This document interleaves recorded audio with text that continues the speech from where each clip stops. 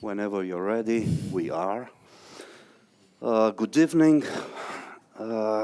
We have a reading, 3 authors from Romania, from Czech Republic, and from Germany. I'll start from the opposite side, Ernest Wichner. Ernest was born in 1952 in Zăbrani in Banat, Romania. He studied German and Romanian literature at the West University of Timișoara, but in 1975 he emigrated to West Berlin, where he continued his studies of German literature and political sciences at the Freie Universität. After many years of working for the Literaturhaus Berlin, he served as its director from 2003 to 2017. Wichner's literary works include poetry and essay collections, as well as numerous adaptations and translations of Romanian authors whose rediscovery he often personally encouraged, including Max Blecher, Daniel Bănulescu, and Mircea Cărtărescu. Wichner's debut, Steinsuppe, 1988, Stone Soup, offers a wide range of poetic styles with occasionally surreal and Dadaist elements, while the intertextual embedding of fragments and anecdotes about, for instance, Oscar Pastior, Georg Trakl, or Tristan Tzara, is always part of a more in-depth reflection on language and self.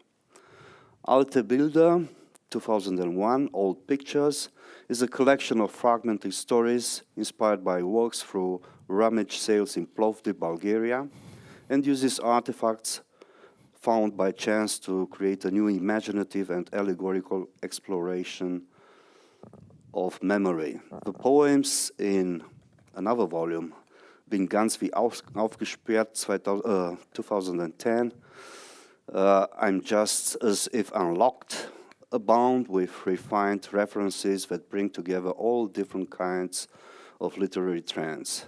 In Desperates Berlin der Zeit, 1920, Wichner also creates a poetic treasure in which he converts a note found in the Marbach literary archives from Franz Hessel into a 2-stanza verse. In 2005, Wichner was awarded the City of Münster's International Poetry Prize. His translation of Cătălin Mihulaic's Ochsenberg and Bernstein, 2018, about the pogrom on June 29, 1941 in the eastern Romanian town of Iași, was nominated for the Leipzig Book Fair Prize. And in 2020, Ernest Wichner was awarded the Johann Heinrich Voss Prize for translation. Ernest Wichner lives in Berlin. Still. Ernest, please read some poems. Thank you, lieber Horatiu. I had a lecture now some years ago at the Berlin Literature Festival, and after this lecture, a guy from China came and invited me to the International Poetry Festival to Hong Kong. And we met there with a lot of other poets from all over the world in Hong Kong. And after finishing Hong Kong, they sent us in little groups. In my group were 4 persons, 2 female poets and me and another guy, to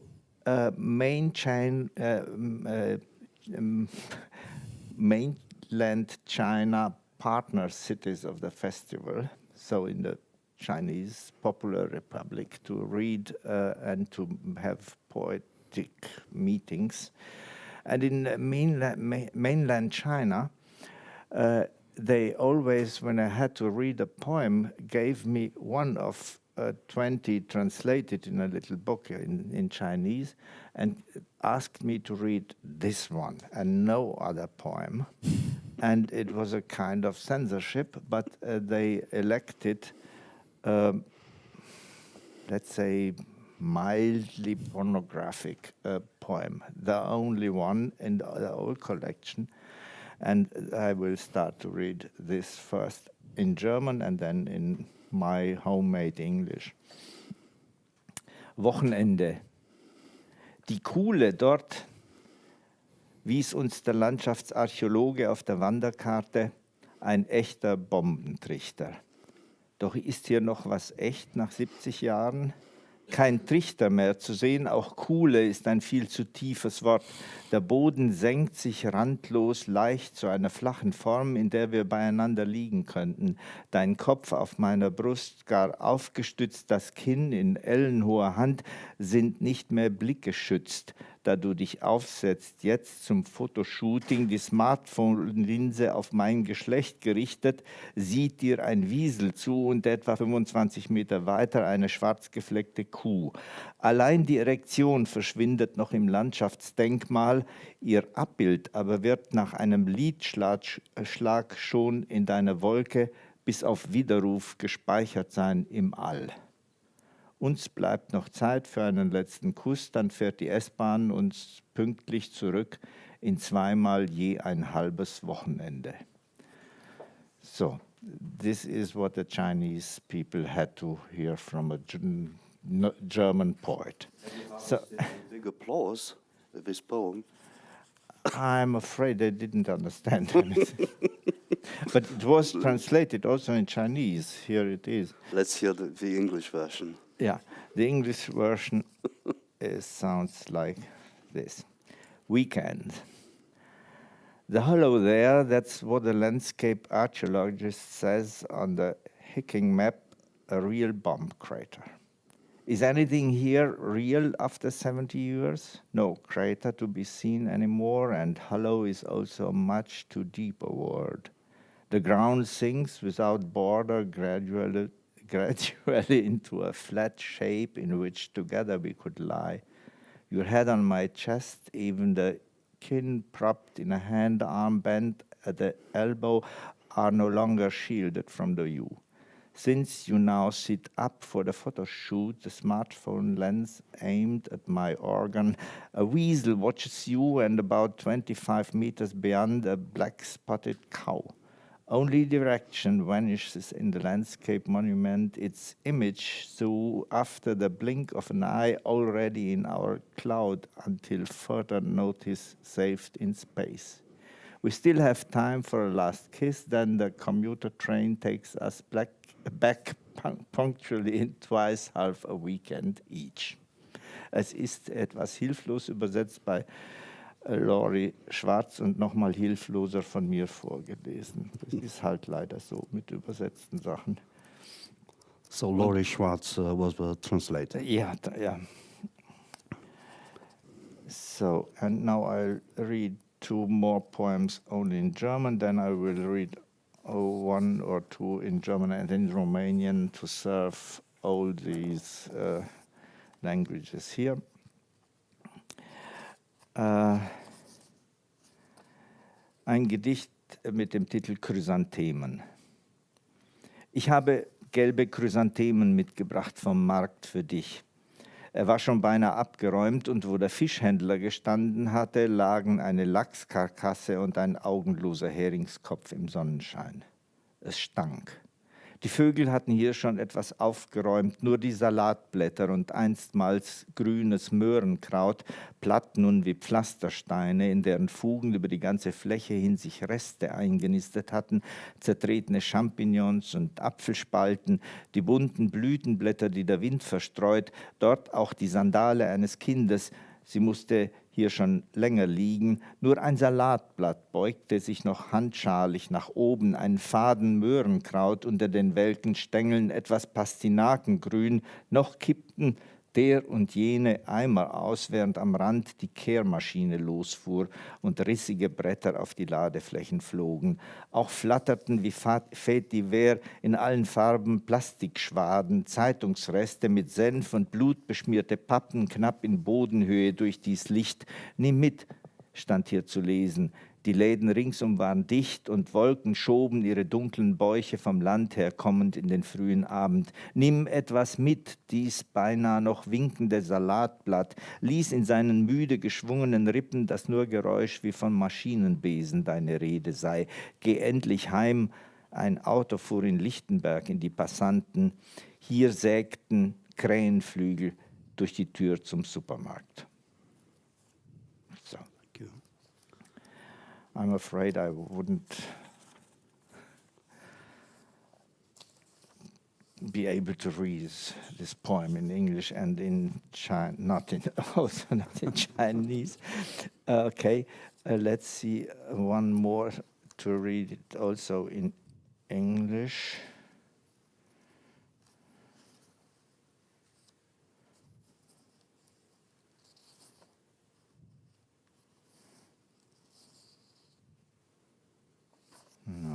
No.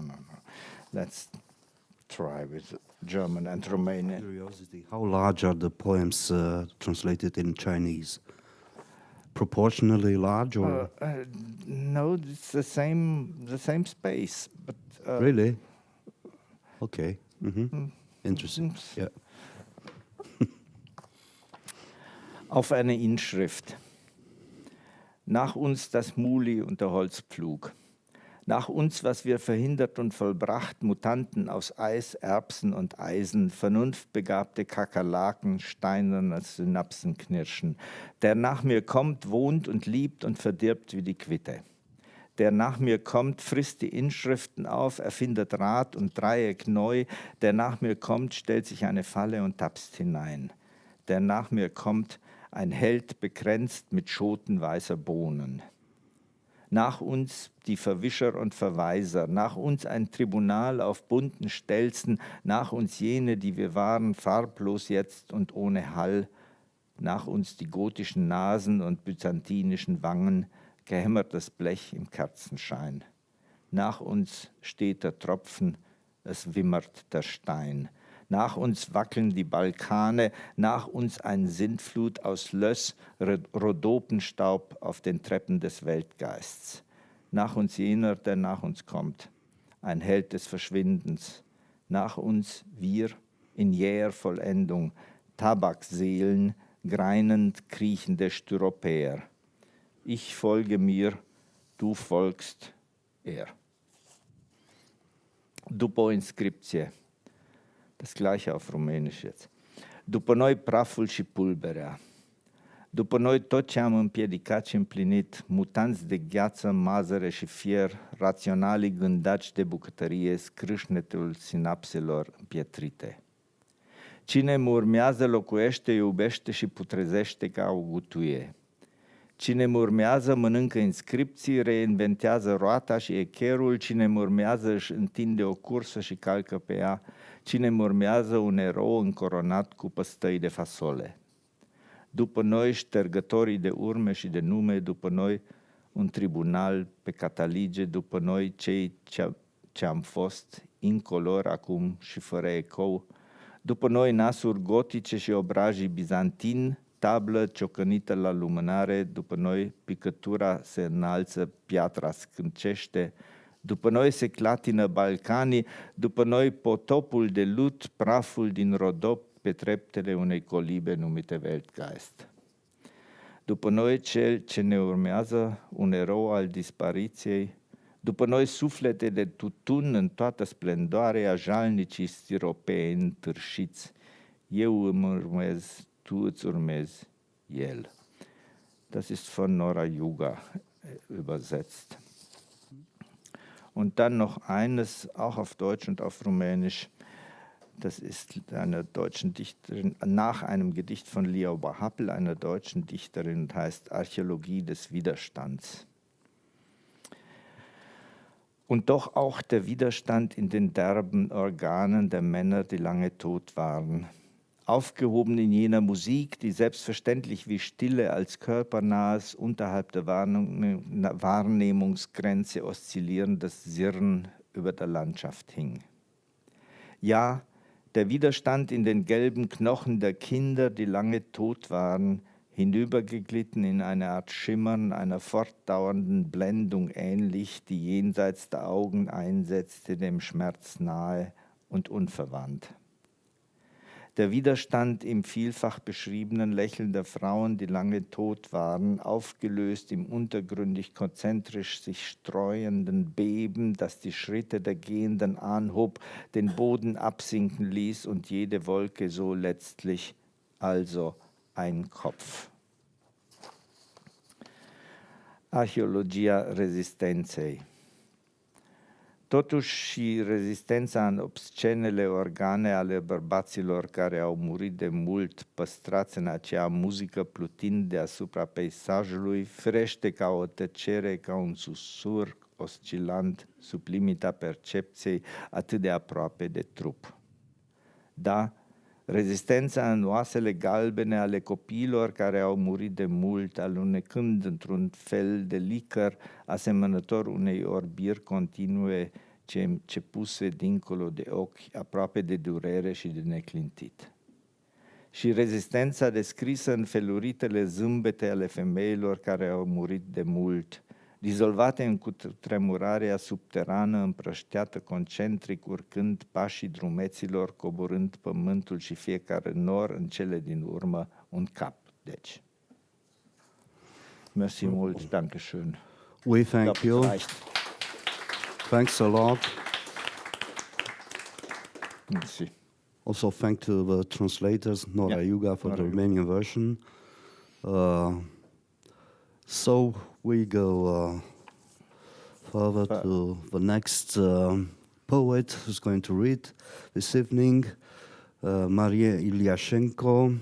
She was born in 1983 in Kiev, Ukraine, into a family of Czech-Polish descent. But she is a Czech poet, writer and translator because her family moved in 1992 to the Czech Republic, where she grew up in the Sudetenbrumov region.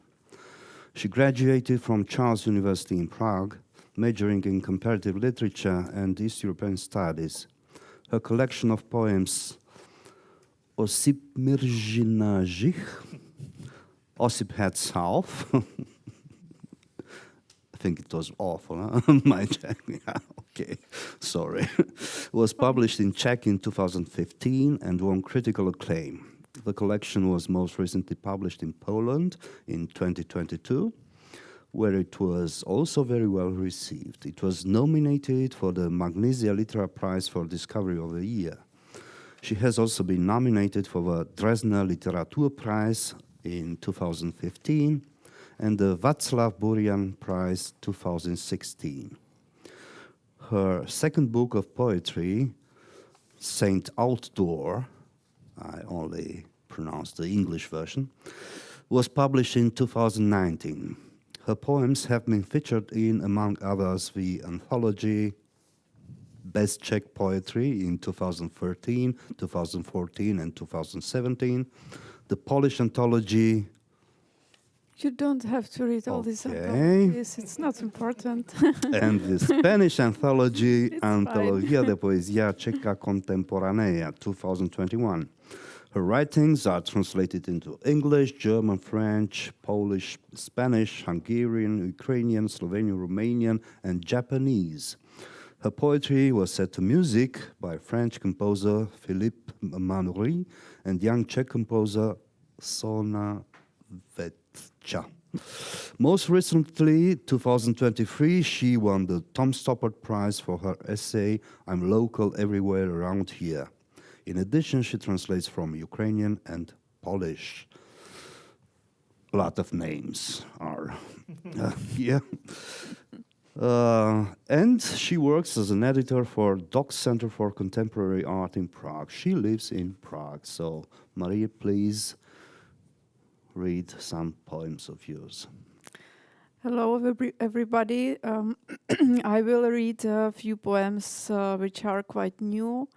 They are connected somehow to Ukraine because, as you heard, I don't live in Ukraine, but I still feel big connection because I was born there. So I'll read this poem in Czech and then in English translation. Neunikneme tomu, odkud opravdu jsme. Polsko mi ukázalo svou horší tvář, když mi v kupé pomalého Intercity bez zásuvek a bez kávy jeden polský opilec řekl, že jsem ukrajinská kurva. Musel být jasnozřivý, musel mít třetí oko, možná mu ho otevřela válka, možná mu ho otevřel chlast. Každopádně si byl naprosto jistý mým původem. Marně se mu vysvětlovala, že jsem Češka.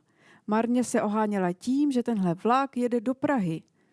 Nakonec jsem zmlkla. A děti chlemtající u nádražního stánku polévku a starý dědek bezmocně zírající na jízdní řád a máma 2 mimin s neskladným kočárkem, ti všichni najednou byli jako moje rodina, protože jsem během vteřiny pocítila jejich zranitelnost a jejich bezmoc. Válka je vydala všem opilcům světa. Zelená monokultura ubíhala nesnesitelně pomalu, zatímco on na mě ječel. Ty nejsi hezká česká holka, ty jsi ukrajinská kurva. Já to poznám, já to vím. So maybe you understood some words which are the same in Slavonic languages, and now Romanian. also Romanian, and now I'll try to read English version. It is translated by David Wichner. We can't escape where we really from. We can't escape where we are really from. Poland has shown me its worst face when in a slow intercity compartment with no power outlets or coffee, a Polish drunk called me a Ukrainian whore. He must have been clairvoyant, must have had a third eye, opened perhaps by the war or perhaps by the booze. Either way, my origins he was absolutely sure of. Vain did I explain him I was Czech. Vain did I point out that the train was bound to Prague. And then, eventually, I shut up. And the kids lapping up soup at the station kiosk, and the old geezer staring helplessly at the timetable, and a mother with 2 babies in a bulky pram, all were suddenly like my family, as in a second I felt their vulnerability and their helplessness. The war had given them over to all the drunkards of the world. The green monoculture was passing slowly while he was busy yelling at me, "You are not a pretty Czech girl. You are Ukrainian war. I can tell. I know." The second poem is connected to Chernobyl, which is somehow important place for me and for my life, because after Chernobyl, me and my sister, we was ill oftenly, and my parents decided they want to leave Ukraine. And then in 1992, when there was an opportunity, they moved to Czech Republic. Red Forest. We were shooting at people and the green corridor. Then we dug ourselves in the red forest. Since we've no idea what ionization radiation is, some of us haven't even heard of the Chernobyl explosion. We don't need the warning signs. We go wherever we please. We just thought it's strange we saw no squirrels or birds. We just thought it's strange we were feeling sick. We probably just got the wrong order, the whole operation poorly planned and poorly executed. But don't feel sorry for us, since before they managed to call us off, we found the time to raid the plant for kettles, coffee makers and china, for mouth bleeding, for kidney bleeding, for temporary sterility. our organs will slowly disintegrate, our bones will glow even after death. So maybe you remember that moment when Russian troops came to Chernobyl and they didn't know where they are.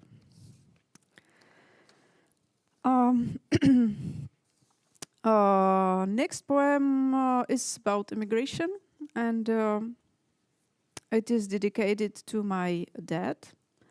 And I'm sorry for my reading because I was told that there would be an actor to read it in English, so I didn't prepare myself.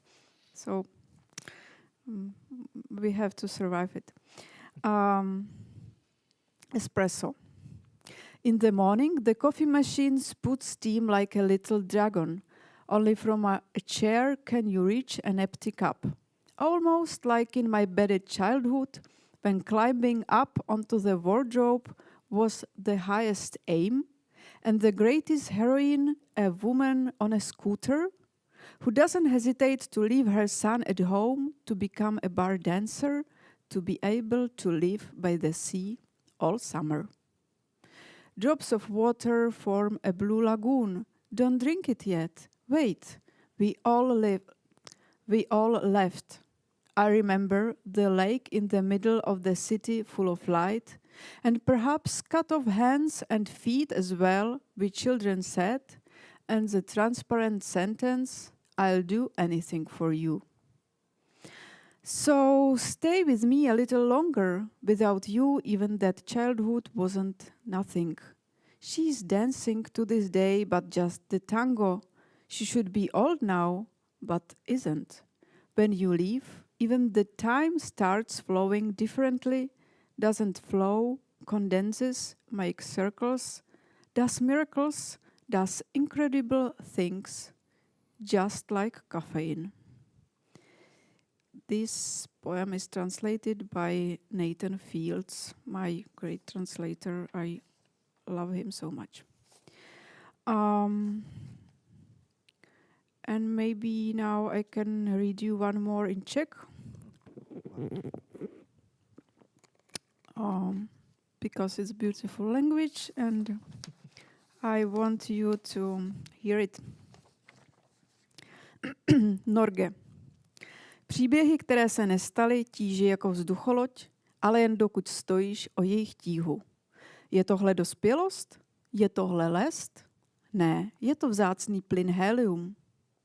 Teď si vzpomeň na odplouvající vzducholoď v malém městečku ve středu Evropy, vzducholoď leda tak pro pár, která nenechává stín v trávě, jak je lehká. Když Bůh zemřel, nenechal žádné vzkazy a žádné zákazy a žádnou tíhu, aby ses mohla správně rozhodnout, kdy klesat a kdy se vznést.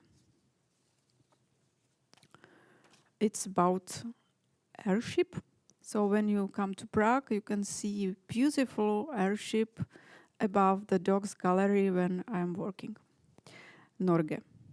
Stories that never happened bear down like airship, but only if their burden matters to you. Is that maturity? Is that a trick? No, it is a helium, a noble gas. Now remember the airship sailing away in a small town in the center of Europe, only an airship for a couple that leaves no shadow in the grass in its soul light. When God died, he left no messages, no restrictions and no burden, just a lot of coffee, so that you could preparely decide when to fall and when to rise. And then maybe the last one, this is dedicated to my mom. Mostly it's a monologue, I've heard, so it's a special genre. Daughters. Why hasn't anyone taken out the garbage yet? Don't you ever do this again, sleep in my sheets while I'm gone like that. You have to take your own. The coriander all yellowed. You should have put it off the balcony. The floor's all dirty. I can smell it when I'm walking across and it makes me uncomfortable. Do the birds have anything to eat? Judging by the sound of them, they don't. Why are you throwing it off the mark? Is that what you always do? What's that stain on my desk? What have you been drinking here? Today, I finally occurred to me that were we sons, it would all be different. And thus, even with the rose we bought to welcome with you, there was a nasty bug crawling out of it.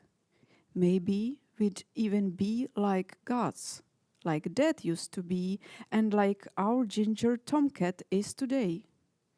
But we are daughters. Thank you. Iljašenko, you did great. I mean, your reading in English is excellent because it's your lyrical voice and nobody can fake it.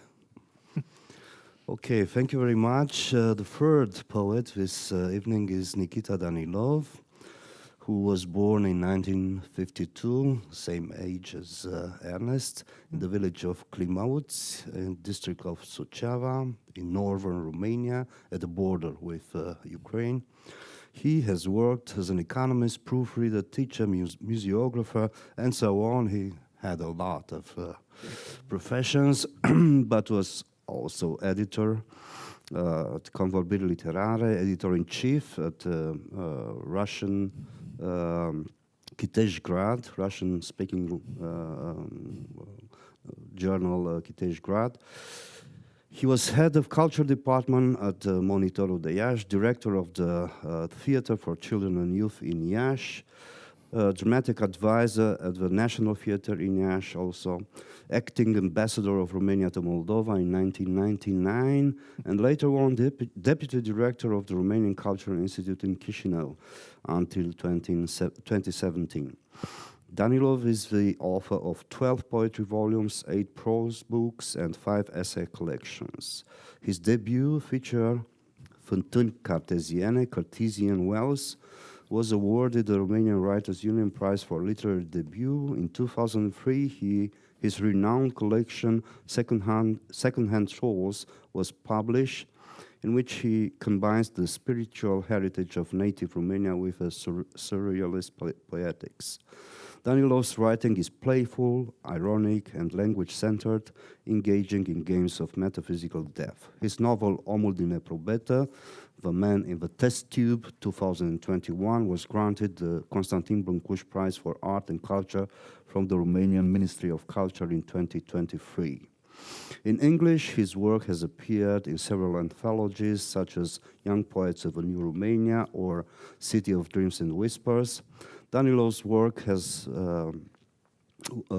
been honored with numerous awards, and I'm not going to read all of them. No. Danilov lives in Iași, Romania. So please, Nichita. And the first volume with translations from his poetry was published now in these days in Germany. By Jan Konevki. We will celebrate translated this tomorrow. By Jan Konevki. Mm-hmm. Okay. Stay in picioare? Are you going to stand? Yes. Okay.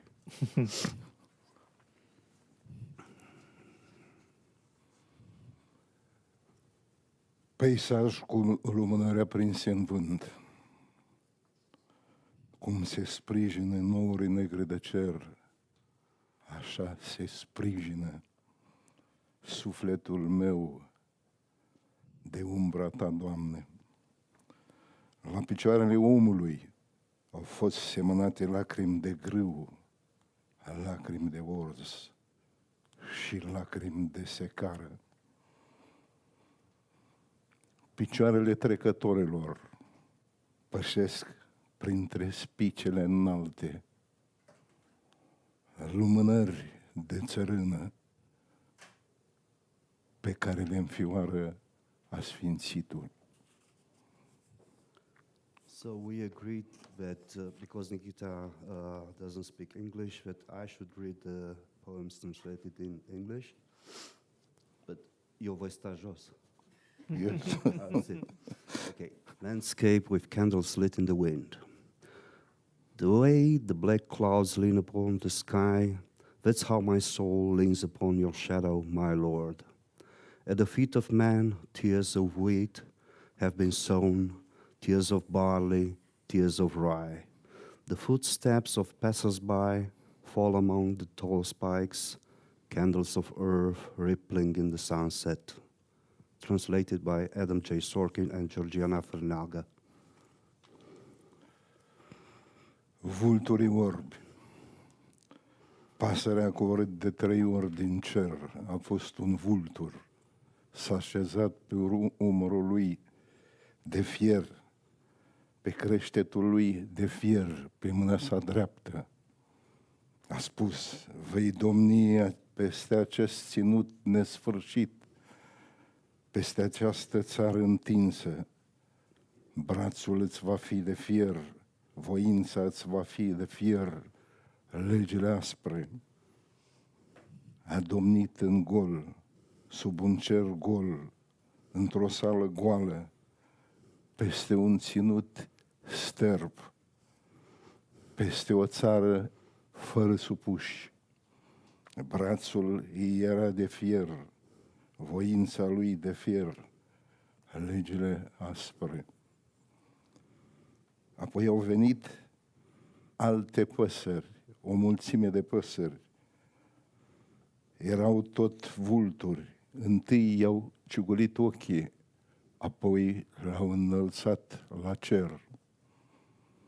A domnit orb într-o țară oarbă, într-un timp orb și veșnic. Brațul lui era de fier, legile aspre, voința lui neclintită. În urma lui cerul a rămas gol, sala a rămas goală, țara în continuare pustie, pământul în continuare sterb. Doar brațul de fier a căzut peste pământul stâncos, scrijelind în piatră aceste cuvinte. Am domnit într-o țară inexistentă, într-un timp inexistent, peste niște supuși inexistenți. Voința mea a fost dreaptă, legile mele au fost drepte, brațul de fier, ochiul neîndurător. Numele meu a fost deșert, legea mea zădărnicie, timpul meu se va întoarce. Blind eagles. A bird descended 3 times from the sky. It was an eagle. It lit on his iron brow, on his iron arm, on his right hand. It said, "You will rule this endless land, this wide country. Your arm will be iron. Your will be iron. Your laws will be just. He ruled the emptiness under an empty sky, in an empty hall, over a barren land, over a country without subjects. His arm was iron, his will iron, laws harsh." Then other birds came, a horde of birds. All were eagles. First they pecked out his eyes, then they lifted him to the sky. He ruled blind, in a blind country, in a blind and endless time. His arm was iron, his laws harsh, his will steadfast. The sky stayed empty, the whole stayed empty, the country remained a wasteland, the fields remained barren.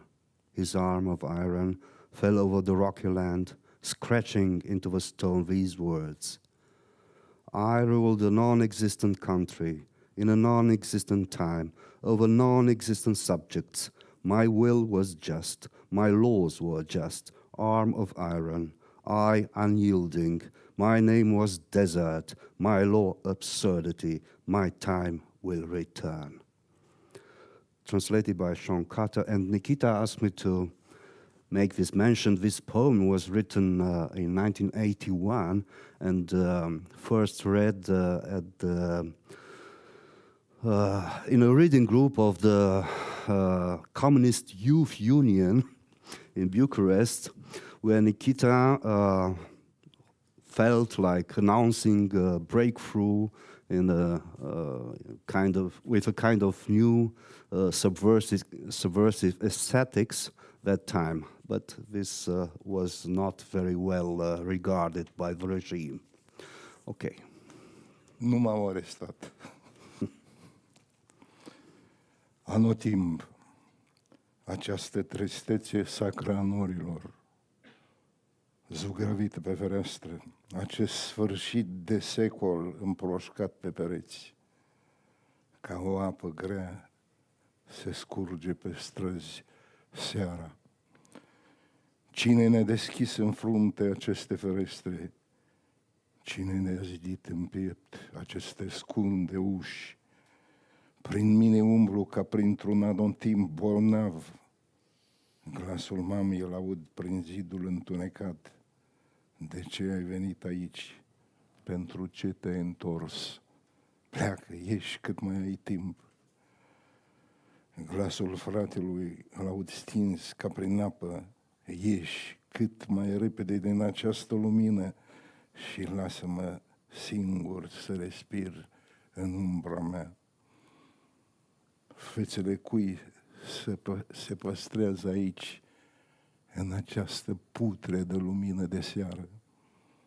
1000 de capete retezate așteaptă ce anotimp.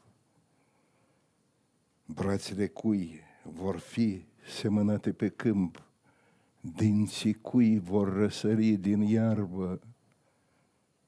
Prin mine trec ca printr-un ciudat anotimp. Cuțeasta lui Iori când mă întreb dacă am secerat, unde și ce am secerat, și dacă adun, când și pe cine adun. Season. This is another season. This sacred sadness of the clouds painted over the window, this end of a century splattered on the walls, like thick water runs the evening down the streets. Who opened this window in our forehead? Who built these low doors inside our chest? I stumble through myself like through a diseased season. I hear my mother's voice through a world darkly. Why did you come here? Why did you come back? Leave. Get out while you can. My brother's voice is quiet, as though underwater. Get out of this light fast and leave me alone to breathe within my shadow. Whose faces are kept here in this rotten evening light? What season do they await, these 1,000 severed heads? Whose arms will sow the fields? Whose teeth will rise from the grass? I pass through myself like through a strange season.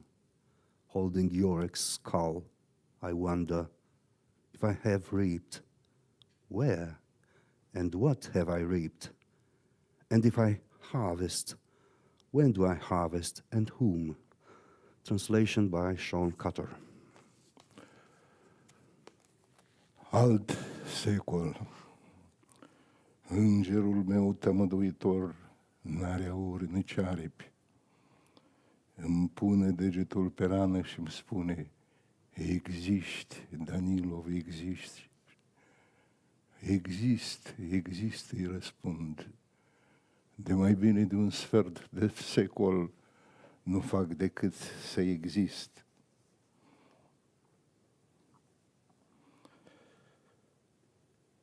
Atunci fii mai sigur de tine și există cu adevărat. Exist, îi răspund. La vârsta ta eu eram altfel, îmi spune. Tu parcă n-ai sânge în vene, n-ai demon, n-ai viață. Există, există, îi răspund. De mai bine de un sfert de secol nu fac decât să exist. Atunci caută-ți cealaltă jumătate a ta și există cu adevărat. Cealaltă jumătate a mea a rămas dincolo. Dincolo, îi răspund. Du-mă în alt timp, în alt secol. Another century. My healing angel has no halo, no wings. He touches a finger to my wound and asks me, "Do you exist, Danilov? Do you really exist?" "Yes, I exist, I really exist," I answer him. "For over a quarter of a century, I've been doing nothing except existing." Then become more confident of yourself and more truly exist. "Yes, I exist, I really exist," I answer him. "At your age, I was different," he explains to me. "You seem to have no blood in your veins. You've no breath, no demon." "Yes, I exist, I really exist," I answer him. "For more than a quarter of a century, I've been doing my best to exist." Then seek out your other half and more truly exist. "My other half doesn't belong here." "Not here," I answer him. "Take me to another time, a different age." Translated by Adam J. Sorkin and Monica Pilat. Secolul 20. Am murit când Dumnezeu nu se născuse încă și m-am născut când Dumnezeu era deja mort. Secolul 20 era pe sfârșite. Marquez scrisese un veac de singurătate. Nice, așa grăita Zaratustra. Omul pusese pasul pe lună. Din cer se prăbușeau îngerii morți. La orizont se vestea un al treilea război mondial. Einstein murise și Dumnezeu era deja mort. Se sfârșea sfârșitul unei lumi și începea începutul unui om în care nu mai credea nimeni. Pe străzi bătea un vânt tot mai negru, pe cer vulturii se roteau tot mai neliniștitor. Un dangăt tot mai funebru vestea un nou început. Aleluia! The 20th century. I was born when God had not yet been born, and died when God was already dead. The 20th century was nearing its end. Marquez had written 100 Years of Solitude. Nietzsche, thus spake Zarathustra. Man had left footprints on the moon. Dead angels were plummeting down from heaven. On the horizon, a third world war intruded upon my sight. Einstein had died and God was already dead.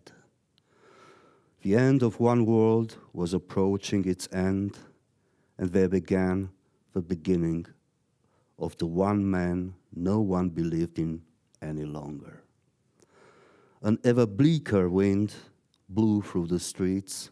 Vultures wheeled in alarming circles in the sky. A deeper and deeper funeral knell heralded a new beginning. Hallelujah. Translation by Adam J. Sorkin and Rodica Albu. Nichita, let's skip, să trecem peste astea două și să mergem deja la ultima. Sau citim asta, că e mai scurtă. Ok. Da, nu? A shorter one. A shorter one. Timp. Iubirea ta există, îmi spun. Pe străzi trec criși disperați, cu trupul înfășurat în ziare. Faceți din apă vin și din sânge cuie de lemn pentru orbi. Femeile își despletesc părul verde la geam, își rujează buzele albastre în baie. Păsările zboară și zboară dinspre duminică, spre luni și înapoi. Duc clești și ciocane în gheare, poartă în cioc, ochelari și peruci. Ziua de miercuri e ca un zar aruncat și vineri o mână în mănuși ce împarte cărți de joc pentru voi. Iubirea ta va veni, îmi spun. Pe șine de tramvai trec criși disperați cu trupul scaldat de reclame. Unul după altul se prăbușesc în gol. Tramvaiul vopsit într-un galben strident, culoarea sinucigașilor, gonește printr-un oraș pustiu în care oamenii atârnă ca niște tablouri în cuiere rămase în pereți. Nu se văd decât mese și scaune pe care stau animale ciudate, cu 4 mâini și 4 picioare. Din cupe de aur beau vin, de pe platouri de aur ciugulesc monezi și smochine. Eu însumi nu sunt decât un tablou pictat de mine, atârn pe un perete galben mișcat de vânt. Mulțumesc, thank you very much. Time. Your love exists. It exists, I tell myself. Desperate cries walk the streets, their bodies wrapped in newspaper. Make water into wine and blood into wooden nails for the blind. Women let down their green hair in the window and paint their white lips in the bath. Birds fly and fly from Sunday to Monday and back again, with hammers and tongues in their claws, with wigs and glasses on their beaks. Wednesday is like a tumbling die. Friday is a hand in a glove that cuts the cars for you. Your love will come. It will, I tell myself. Desperate cries ride the tram rails, their bodies bathed in ads. Trying to keep upright, they fall one after another into the void. The tram, a vivid yellow, the color of suicide, races through an empty town where people are hung like paintings from nails left over in the walls. I see only tables and chairs where odd animals sit with 4 hands and 4 legs. From gold goblets they drink wine. On gold platters they nibble coins and dates. I, myself, am only a painting. I have painted. I hang on a yellow wall, shifted by a breeze. Translation by Sean Cotter. So, thank you all. Merci.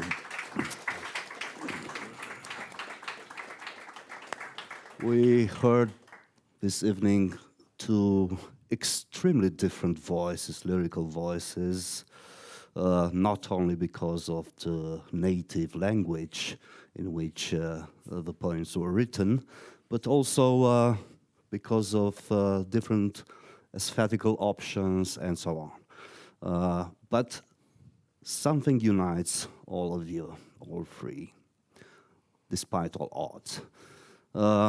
You were all born in a multicultural environment. Nichita is member of the Russian community in Romania. Marie has this background, Czech-Polish background, but born in Ukraine. Ernest is born into the German-speaking minority in Romania. How did this influence your poetics? Multiculturalism, dealing the whole time with several languages, also migrational background. Yeah. Please. So, thank you for a question. I would say that the most simple way I can answer you is speak about topics. Because, of course, when we have such a background, we are looking for our identity, and you feel different when you are a kid, and when you grow up, you started to understand that it's important and looking for these roots. But maybe more interesting is that there is a formal differences between Czech poetry and Russian and Ukraine. Czech poetry is mostly blank verse, so we Czech don't use rhymes maybe since the beginning of 20th century. We have some poets who still use it, but it's very special. It's not tradition. It's not our tradition anymore. And of course, in Russian poetry and in Ukrainian, as you know, it's more typical to write with rhymes. So the one difference is that I try to incorporate this to Czech poetry, and also for me it's more important how it sounds, which is also like readers told me or used to tell me that it's quite interesting, it's quite strange when we listen to your poetry, it sounds somehow, it's like a song. And for me it's natural because I grew up in such a surrounding, but for Czech poets it's different. So for me it's very interesting that it's not only items and topics, but also a form. Mm-hmm. May I ask, is maybe the Czech as a linguistical dispositive that makes rhyme impossible or misfortunate? It's quite difficult. It's difficult. It's more difficult than in other languages because because of structure of our language, because we have to put words in some positions. You can't mix it. If you mix it, it sounds strange, weird, maybe old-fashioned. So it's possible to write with rhymes, and we have a lot of translations, but it's not very easy. Mm-hmm. So mostly I write also without rhymes, like blank verse. But maybe one day I'll be brave a lot, and I'll try to write some sonnets. We will see. Thank you. Ernest? Just try to imagine how Rilke, which wrote in rhymes, will be translated into his home country. Yeah, it's a little bit crazy. When you describe the problem of the rhyming, not only the cultural tradition not to use rhymes, but the language has a structure which doesn't make it easy to rhyme. And what about Rilke in Czech? I'm not sure whether we have great translations. Rilke, we have some of them. I'm not specialist, but if I would speak like more abstract, sometimes you can find great translations. For example, Evgeny Onegin is translated maybe 10 times, was translated 10 times. And some of these translations are really great. Or also when I read some translations from Osip Mandelstam, some are excellent and some just doesn't work. Okay. So, yeah, I'll check Rilke when I come home, I promise you. You'll check Rilke in Czech. You'll double check. It's Double his check. homeland. That's true. My first experience was that you never can be sure that you are in the middle of a language. So using language is I never felt in a homeland, in a definite by language, because I understood how many things I can't say or write in Romanian, living 23 years in Romania. I couldn't imagine to write sometimes in Romanian, to write a poem, to write a story. Or it's possible for me to write something about literature, but nothing depending on a higher leveled use of language. It's impossible. Maybe this is the reason why I got a translator from Romanian into German. German is my own language, but as writing, when I write poems by myself in German, I'm also like in a diaspora. Interesting. But maybe this is also the reason why I always try to write poems, to learn it by doing. And you learn it, if you write poems, you learn it till your last day in life. That's true. You never finish. In one of your earliest texts about Oscar Pasio, published 1992, you write somebody who feels himself like a foreigner, regardless where he lives, is more aware of what language means and what the others are speaking around. And maybe this is a sickness. Yeah, not sickness, but a plus of awareness. Yeah. Maybe you just want to write perfect poems in Romanian. Maybe you just have to try make I it know not that perfect. that perfect poems doesn't exist. This isn't the problem. But Nichita, ai încercat vreodată să scrii în altceva decât română? Am încercat, dar nu mi-a reușit. Decât poate în somn. Dar eu aș vrea să spun câteva cuvinte ca să înțeleg aici ce e cu mine și cam de unde vin.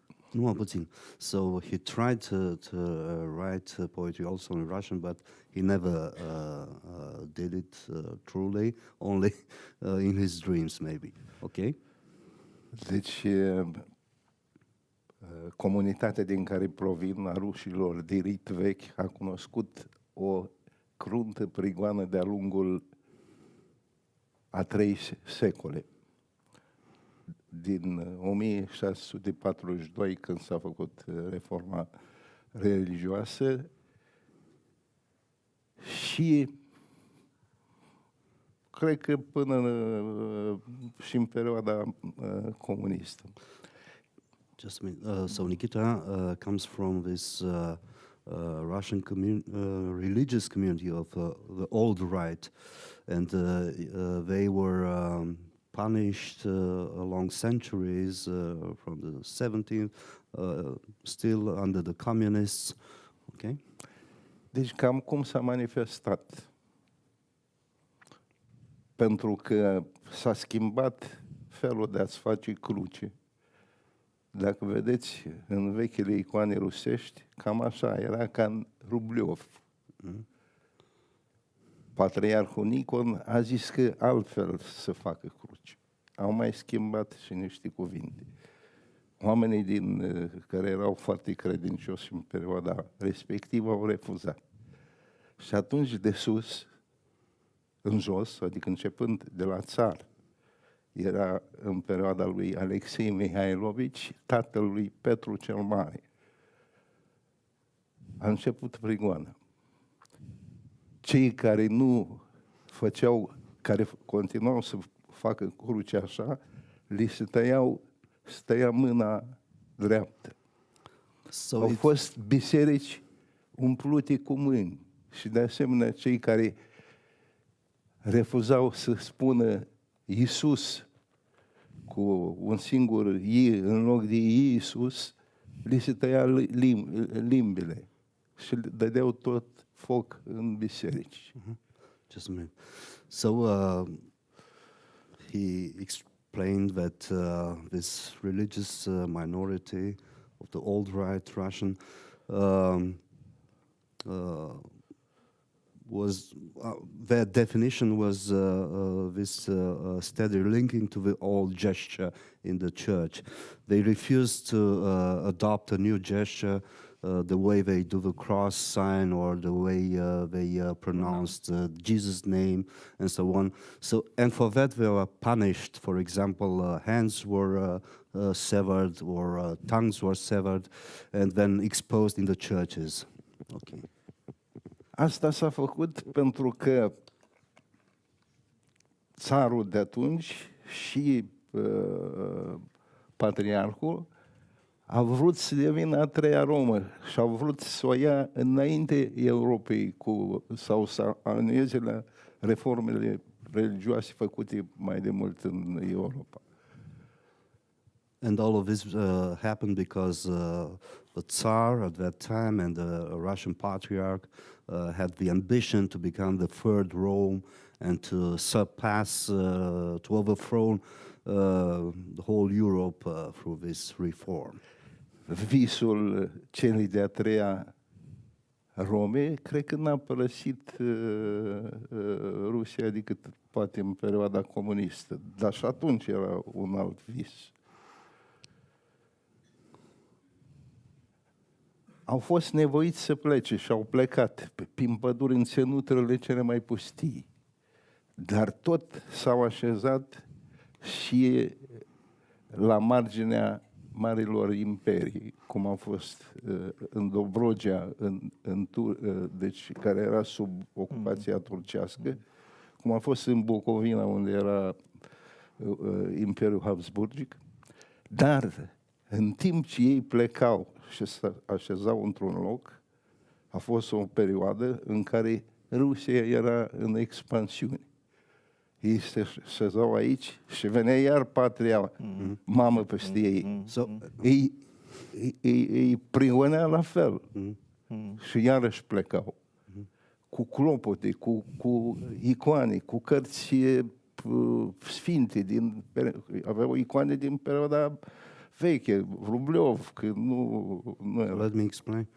And large numbers of Russian had to leave Russia for other countries, but the problem was during centuries that Russia expanded, as the Tsarist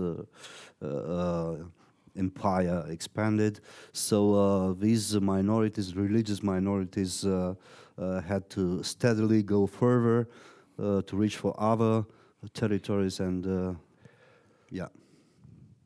okay.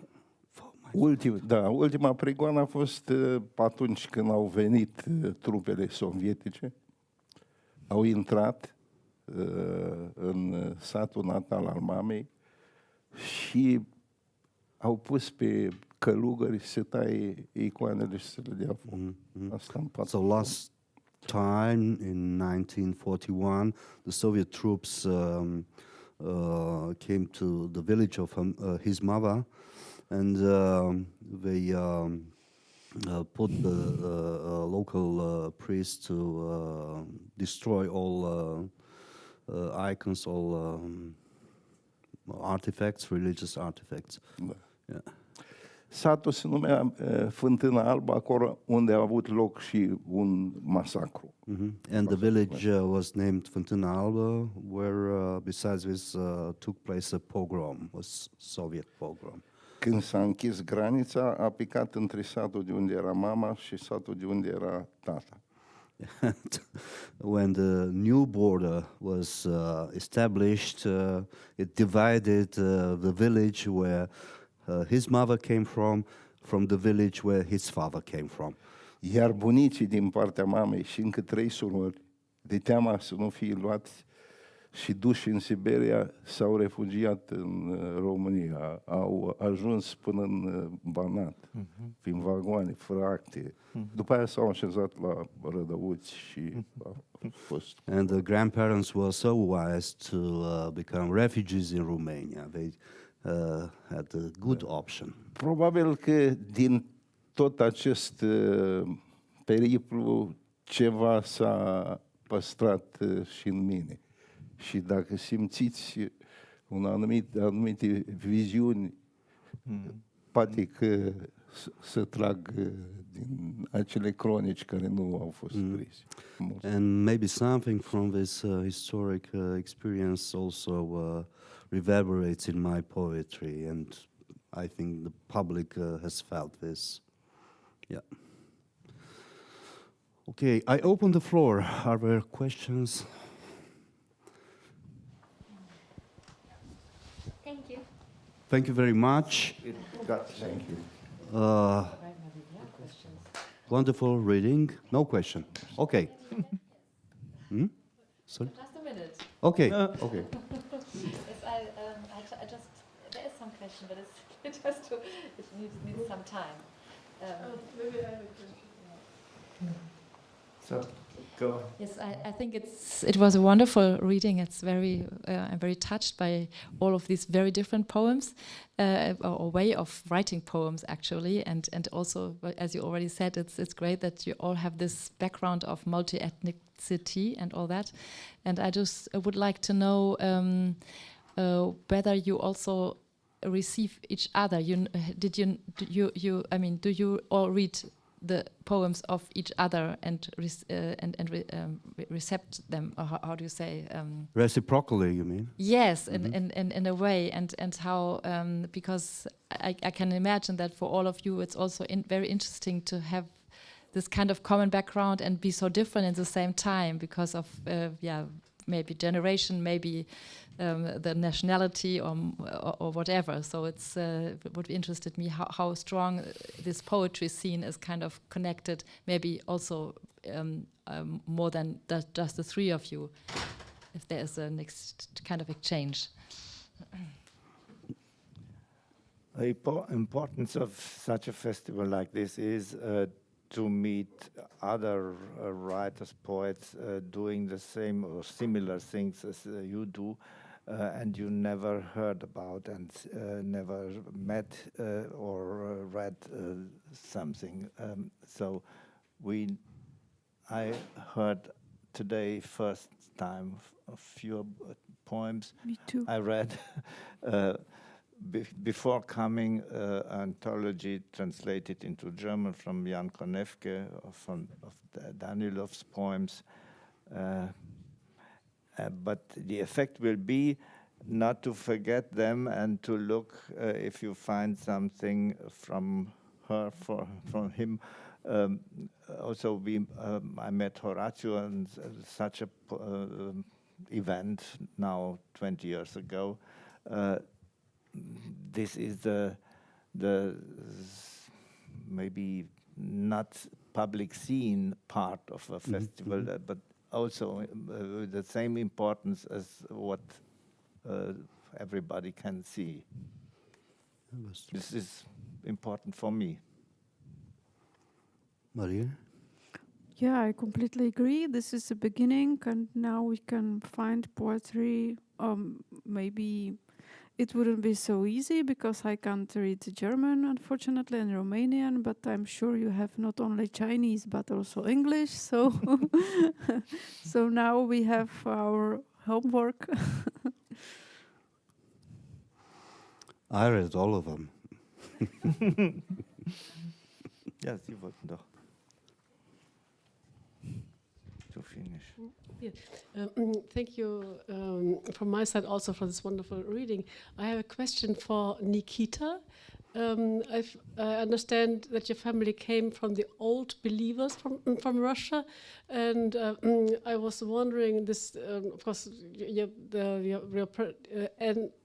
ancestors somehow were saving their religion, their God, from the Niconians, and so I understood your Horatius, your explanation that the main theme is, and I understood it also from the poems, the metaphysical death. And so my first question is probably somehow connected this subject matter with this persecution of the religion and very physical with his mother's villages, and then also whether he finds some sort of echo. He says that we always have to move further, and now because Russia is periodically expanding, and now it's expanding again, and whether he finds whether there's this echo of the situation now too. If there is a correspondence today, you mean, or yes, because of I just remember that Nichita was saying that you had to always move further because Russia is expanding. Я могу по-русски говорить. Спасибо. Мне переведет. Deci dacă există o situație similară în ziua de azi cu ce s-a întâmplat cu minoritatea voastră care trebuia era mereu pe fugă din cauza că era prigonită de ruși. Și cum se actualizează problema asta istorică care ține de sute de ani pentru tine scriind textele tale, poemele tale? Da, într-un fel istoria se repetă. Nu cu noi. History repeats, but not with us. Nu cu comunitatea noastră, pentru că azi noi trăim în România unde minoritățile au un statut foarte bun. Because we live in Romania where minorities enjoy a very good situation. Dar cei care au fondat comunitatea în 1990, unii au zis că punem denumirea comunitatea rușilor din România. But the people who founded the community in 1990, they wanted to baptize this community, the community of the Russian in Romania. Dar membrii fondatori, care erau ceva mai copți la minte, au zis nu. Noi suntem aici de 300 de ani. Noi nu știm ce se mai poate întâmpla. Și n-am vrea ca noi să fim confundați de pildă cu rușii care au venit în perioada sovietică sau ce o să întâmple după. But some co-founders, which are wiser, said, no, this would be a mistake because we are here for 3 centuries already and we don't know what will happen in the future, and there are lots of Russians who came after. So let's not mix up the things. Timpul le-a dat dreptate. And time was on their side. Și comunitatea se numește Comunitatea Rușilor de rit vechi sau Comunitatea Rușilor lipoveni din România. So the community is named the community of the Russians of old believers. Yes. Yeah. Istoria se repetă în ce sens? History repeats. Yeah. Un mare istoric rus, Karamzin, pe care îl citează Dostoevski destul de des în operele lui, a zis o frază esențială despre Rusia și istoria ei. So Karamzin, who's often quoted by Dostoevsky, said, a spus că noi întotdeauna ne-am lățit hotarele și am vidat interiorul. We always tend to enlarge our borders and to empty our interior. Și atunci, din când în când, se mai surpă câte ceva. Și asta este valabil pentru toate imperiile. So from care se întind, trebuie să-și păstreze cuceririle și își neglijează forța în interior. E vorba și de organizare, e vorba și de coerența poate internă a unui popor. Iar aici So we enlarge, create vacuum inside, and then it clashes down. And da, legat de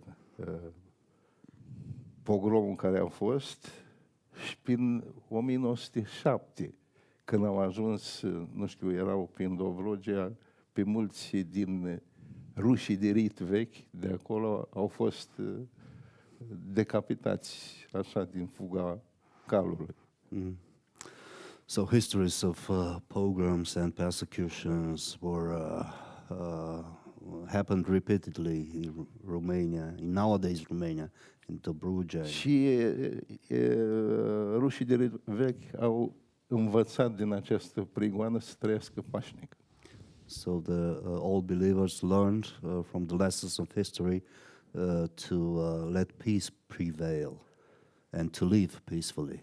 Și niciodată, așa se spune, că nu i-au blestemat pe cei care i-au prigonit, ci în credința lor s-au rugat pentru sufletul lor. And they never anathematized, they never swore against their persecutors, but they prayed for them.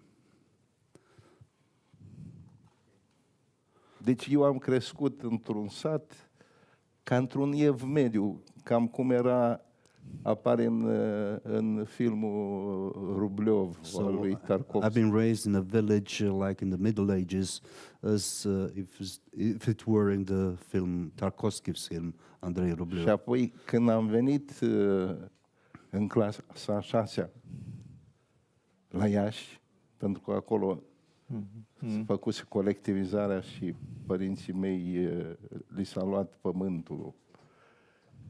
Am nimerit ca în Dodescaden, ca în filmul lui Kurosawa, într-o cu totul altă dimensiune.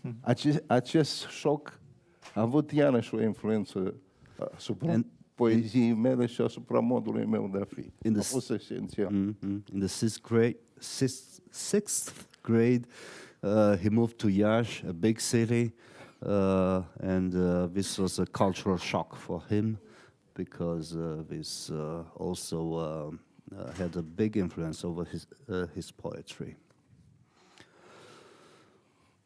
Mulțumesc mult pentru întrebări. Merci. Okay, if there is no further question, I would say we close here our session.